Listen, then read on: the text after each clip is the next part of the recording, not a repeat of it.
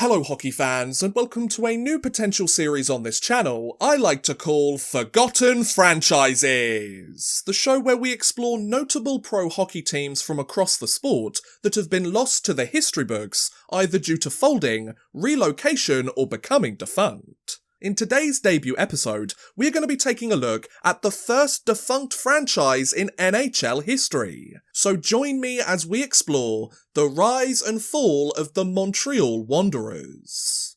Founded on December 3rd, 1903, the Montreal Wanderers were brought into existence by Canadian businessman James Strachan following a dispute over control of the Montreal Hockey Club, the city's premier hockey team at the time, and the winners of the very first Stanley Cup championship all the way back in 1893.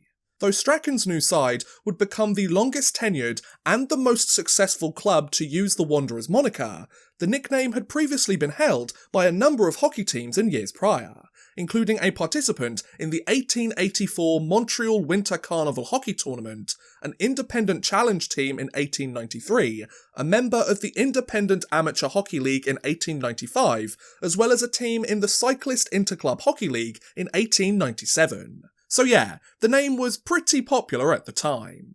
Having decided on their team's colours during a club members meeting, and having created their iconic team logo of a white W on a red background, just 2 days after their inception on December 5th, 1903, the Wanderers became a founding member of the Federal Amateur Hockey League, a newly created competition consisting of teams that were rejected membership to the Canadian Amateur Hockey League. Since the Wanderers' inaugural roster featured many former members of the Montreal Hockey Club, and since these players were known for their smaller stature and red-hot tenacity, the Wanderers quickly became known as the Little Men of Iron, a nickname previously given to the Montreal Hockey Club, before later being referred to as the Red Bands due to their team colours. Though the Wanderers would end up playing just 2 seasons in the FAHL, the club quickly became the team to beat, as they finished no lower than 2nd place in the standings each year, went undefeated during their debut season in 1904, and lost just 2 total games, en route to a 12-2 record in 14 contests.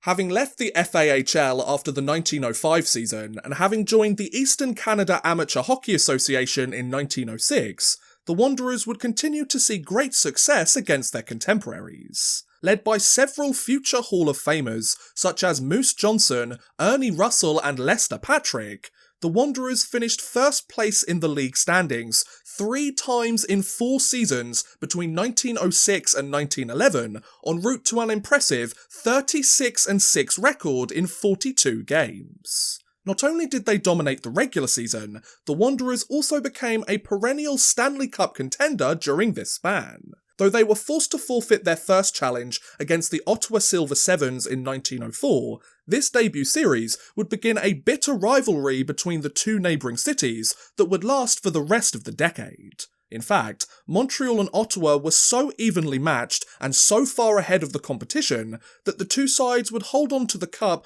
almost exclusively for 8 years between 1903 and 1911. During this span, the Wanderers would secure 4 different cup championships, hold the trophy for nearly 4 whole years, 1,390 days to be exact, and defend their title in 7 of the 8 challenge series they faced.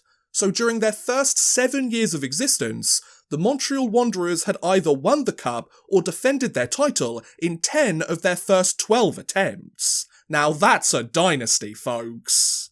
In the midst of this success, Wanderers owner James Strachan would sell the team to Canadian businessman P.J. Doran in 1908. Once the team had lost ownership of the Stanley Cup in 1909, following a 2nd place finish in the Eastern Canada Hockey Association, Doran moved the Wanderers from the Montreal Arena to the Jubilee Rink for the upcoming 1910 season, a facility that Doran already owned prior to his acquisition of the Wanderers. However, this decision upset the ECHA, as the league would receive a smaller share of matchday revenue from the Wanderers due to them playing in a smaller rink with a notably reduced capacity compared to years prior. In response to Doran's move, the ECHA voted to suspend operations, create the Canadian Hockey Association, and reject the Wanderers' application to join. Can't get much pettier than that, can you?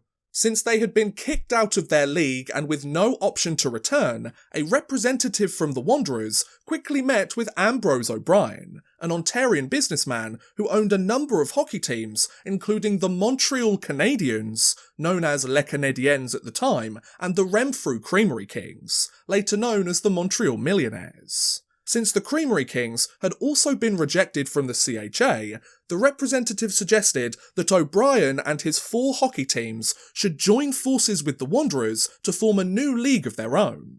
O'Brien quickly agreed to this proposal, and on December 4th, 1909, the National Hockey Association was born.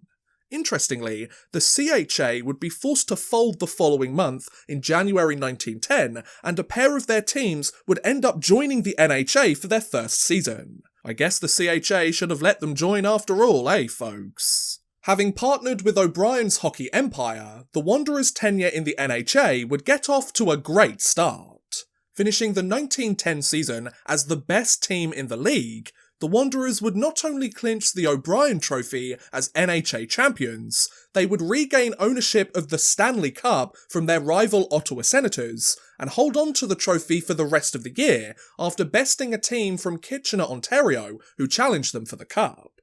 Despite their plethora of success on the ice, the Wanderers faced several troubles off it, most notably a lack of funds. With the club experiencing clear financial issues, team owner PJ Doran decided to sell the Wanderers to Canadian sports executive Sam Lichtenhein in late 1910, who moved the team from Doran's Jubilee Rink back to the Montreal Arena shortly after.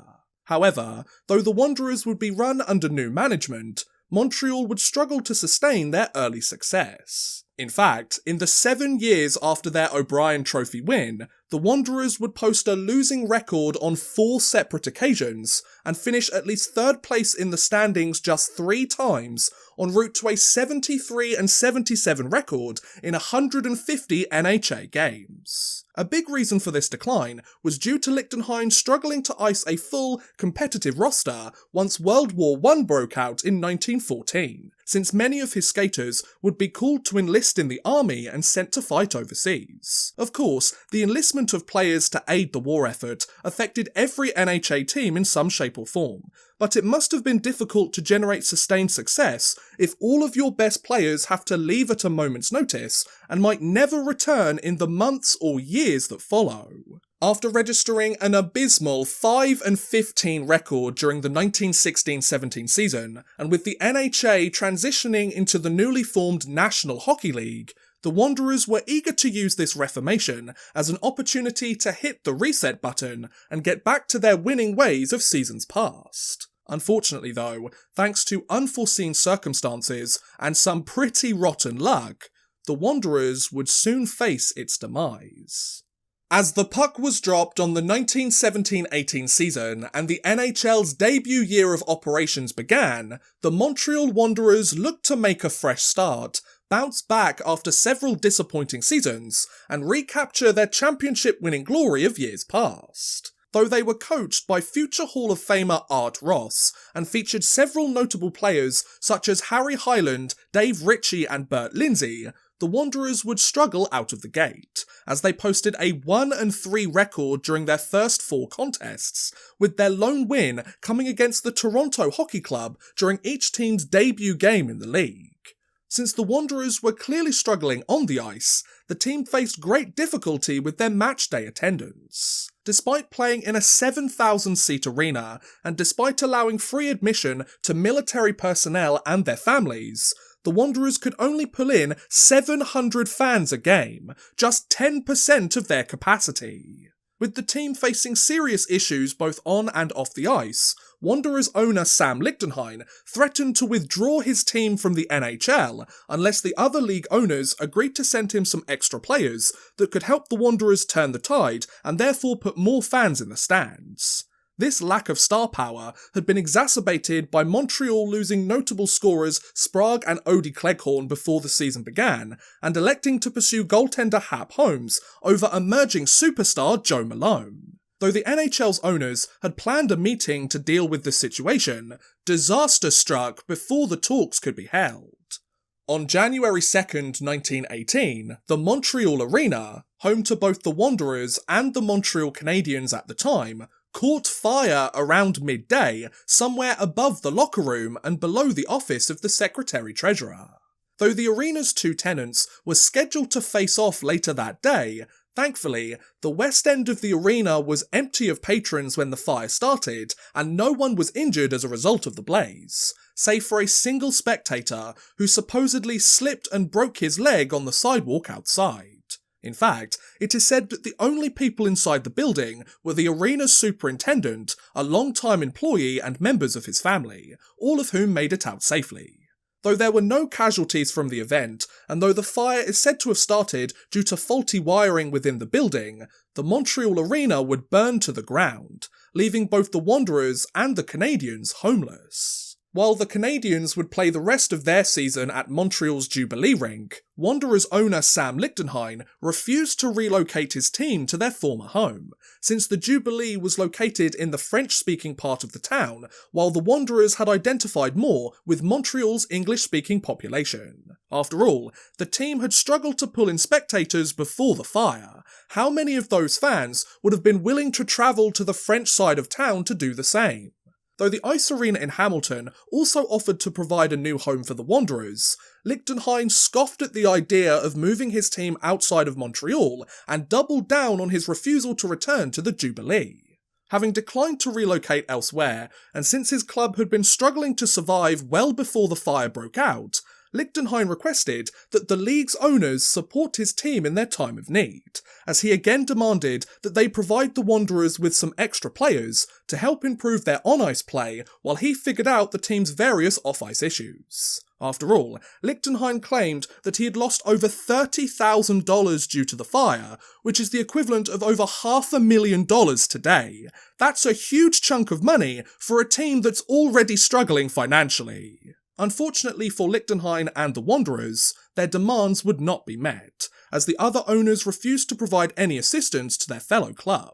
As a result, just 2 days after the fire on January 4th, 1918, Lichtenhein announced that the Wanderers franchise was disbanding and the team would fold. That said, the NHL didn't accept the Wanderers' resignation straight away. Instead, the league would wait and see whether the team would show up to their scheduled game against Toronto the following day on January 5th. However, when Montreal never arrived in Toronto and the deadline for puck drop passed by, the Wanderers defaulted the contest, as well as their previous game against the Canadiens scheduled on the day of the fire, and were officially disbanded soon after. So after 15 years of existence, 6 first-place finishes, 4 Stanley Cup championships and 7 cup defences, thanks to continued financial issues, player shortages due to the First World War, and their home arena burning to the ground, the Montreal Wanderers were officially no more. Not only would their disbanding bring an end to one of hockey's first perennial championship contenders, it would also conclude their lengthy battle with the Ottawa Hockey Club, a series which has since become known as one of hockey's first great rivalries. A pretty good way to earn your place in the history books if you ask me, folks. In the years following the Wanderers' disbanding, a number of former players would continue the team's legacy by carving out impressive careers within the league. For example, player-coach Art Ross has had an award named after him due to his impact on the sport. Dave Ritchie would suit up for every single NHL team between 1917 and 1920, while Jerry Geron would become the last active Wanderers player to suit up in an NHL game, as he played his final contest in 1926. Looks like the Wanderers had some pretty good players after all. Though their tenure in the NHL was the epitome of brief, and though they departed from the league under unfortunate circumstances, the Montreal Wanderers have gone down in history as one of the best hockey teams of their era. After all, they were a perennial championship contender for much of their 15-year existence. They reached the pinnacle of the sport on many occasions during hockey's formative years, and they held on to the Stanley Cup for 1,390 days over an 8-year span. They certainly could have done a lot worse for themselves, you know. Whether the league should have helped them in their time of need, or whether they should have relocated after the fire is certainly up for debate. But one thing I think that we can all agree on is that the Wanderers' decade-and-a-half-long existence was one hell of a roller coaster ride. And that was a look at the rise and fall of the Montreal Wanderers. What do you guys think about the NHL's first defunct franchise? Also, what do you think about this series? Is there another forgotten franchise that you would like me to cover in a future video? Let me know in the comments below, I would love to hear what you guys think. But thank you very much for watching, guys, I hope you have enjoyed. Please feel free to like, subscribe, share, or watch some of my other videos. Thank you very much for watching, and goodbye! A big thank you to Drew Fawcett, Houston NG, and Worthless Pieces for helping support this video via Patreon. If you too want to help support the channel a little bit further, and get a shout out at the end of every future video, make sure you head over to patreon.com/oddmanrush and become a patron today.